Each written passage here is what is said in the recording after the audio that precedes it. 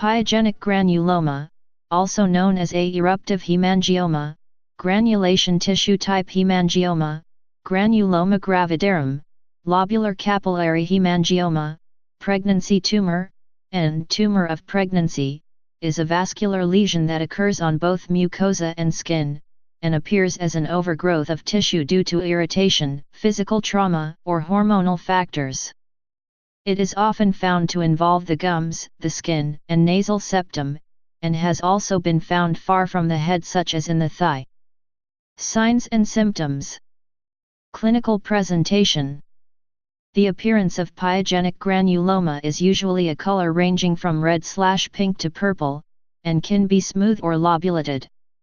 Younger lesions are more likely to be red because of the high number of blood vessels. Older lesions begin to change into a pink color. Size commonly ranges from a few millimeters to centimeters, though smaller or larger lesions may occur. A pyogenic granuloma can be painful, especially if located in an area of the body where it is constantly disturbed. Pyogenic granulomas can grow rapidly and will often bleed profusely with little or no trauma. They may exude an oil-like substance, causing the surface to be damp. This is especially true if the granuloma is located on the scalp. Pyogenic granulomas may be seen at any age, and are more common in females than males. In pregnant women, lesions may occur in the first trimester with an increasing incidence up until the 7th month, and are often seen on the gums. Epulis granulomatosum is a variant of pyogenic granuloma that forms only on gingiva, and is often seen forming in a recent extraction socket. Pyogenic granulomas appear on the gingiva in 75% of cases, more often in the maxillary than mandibular jaw. Anterior areas are more often affected than posterior areas. It can also be found on the lips, tongue, and inner cheek. Poor oral hygiene or trauma are usually precipitating factors. One study has suggested a correlation between pyogenic granulomas and Bartonella seropositivity. However, this association has been questioned by others. The microscopic appearance of a pyogenic granuloma consists of highly vascular granulation tissue. Inflammation is present. The lesion may have a fibrous character if it is older, and the surface may have ulcerations. Pyogenic granulomas rarely occur in the conjunctiva, cornea, or connective tissue of the eye following minor local trauma. Grossly, these mass lesions resemble those occurring at more common sites. The relationship of these lesions to lobular capillary hemangiomas of skin and oropharyngeal mucosa, commonly referred to as pyogenic granuloma, is uncertain. Associated conditions.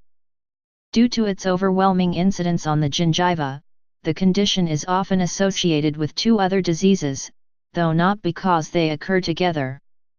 Instead, the 3 are associated with each other because they appear frequently on gingiva: peripheral giant cell granuloma and peripheral ossifying fibroma. Detailed analysis can be used to distinguish these conditions. Prognosis and treatment. Prognosis is usually good, however recurrence may happen with rate up to 16%. Presence of myxoid structures in the pyogenic granuloma may be the main cause of recurrence. Although pyogenic granulomas are not infectious or malignant, treatment may be considered because of bleeding or ulceration.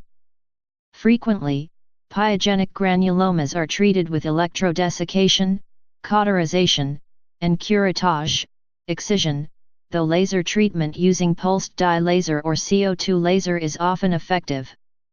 Several reports have demonstrated the efficacy of topical application of the beta-adrenergic antagonist timolol in the treatment of pediatric pyogenic granuloma. There is usually no treatment if the pyogenic granuloma occurs during pregnancy, since the lesion may heal spontaneously. Recurrent bleeding in either oral or nasal lesions may necessitate excision and cauterization sooner, however. If aesthetics are a concern, then treatment may be pursued as well. Usually, only minor surgery may be needed, along with a dental cleaning for oral lesions to remove any calculus or other source of irritation. For nasal lesions, nose picking should be discouraged. History and terminology.